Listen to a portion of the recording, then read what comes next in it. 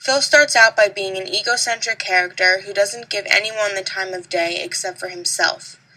After repeating February 2nd over and over again, he eventually turns into a very sweet and genuinely kind person who cares about other people.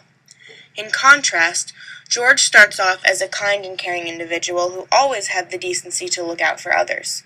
During the course of the movie, however, because of a missing envelope of money, George ends up in a similar situation as Phil, but in George's case, he's living his life as if he were never born.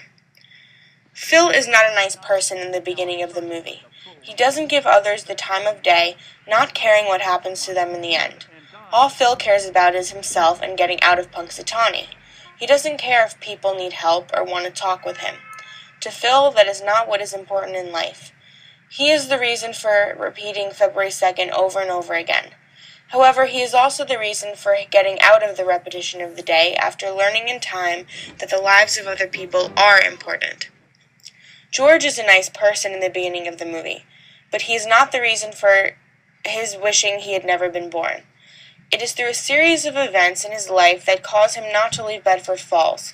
However, there is one instance in which George hits rock bottom, his ultimate reason for wishing he had never been born.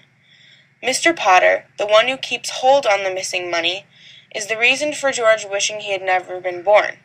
Mr. Potter stooped so low as to keep the money that was accidentally left in his newspaper. This devious act is the final straw to George thinking his friends would be better off without him. As for undoing his wish, Clarence, George's guardian angel who grants the wish, is the one who ultimately gets George out of it. He shows George that without him, his friends and family wouldn't be where they are today.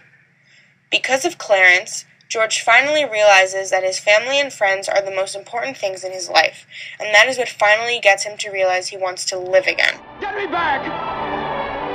Get me back! I don't care what happens to me! Get me back to my wife and kids! Help me, Clarence, please! Please! I want to live again! I want to live again! In Groundhog Day, Phil is the positive and negative force that puts him in and gets him out of February 2nd.